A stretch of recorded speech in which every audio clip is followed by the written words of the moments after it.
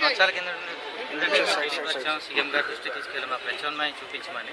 వాళ్ళు మమ్మల్ని పిలిచి ఎటువంటి సమాచారం ఇవ్వకుండా ఈరోజు సుప్రీంకోర్టు మీద తోసేసి సుప్రీంకోర్టు ఒకటే ఇష్యూ చేసింది, మాకు సంబంధం లేదని చెప్పి వాళ్ళు తప్పించుకుంటున్నారు.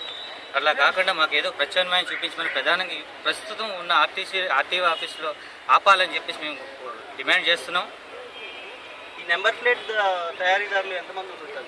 దాదాపు లేదంటే మన హైదరాబాద్ గ్రేటర్ సిటీలో వచ్చే మన దగ్గర 1500 షాపులు ఉన్నాయండి. వీటి మీద డిపెండ్ అయిన ఫ్యామిలీలన్నీ వీధిని పడుతున్నాయండి. ఏపీ వైజ్ చూసుకుంటే లక్షలాది జనం, లక్షల కుటుంబాలు వీధిని పడుతున్నామని చెప్పి తెలియపరిచామండి.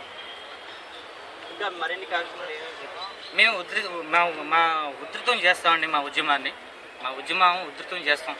మేము హెచ్చరిస్తున్నాం. ఎందుకంటే మాకు ప్రత్యామ్నాయం చూపించకుండా ప్రభుత్వం తీసుకునే ఈ చర్యని మేము ఖండిస్తున్నామండి.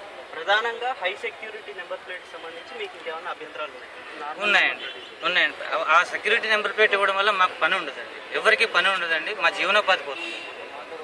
ఈ హై సెక్యూరిటీ నెంబర్ ప్లేట్ల కారణంగా హైదరాబాద్ నెంబర్ ప్లేట్ తయారీదారుల జీవనోపాధి పోతుంది, మా కొట్టద్దు అని చెప్పేసి వీళ్ళు ధర్నా కార్యక్రమం చేపట్టారు. కెమెరా పర్సన్ రంగాతో మహర్షి టీవీ 9 హైదరాబాద్.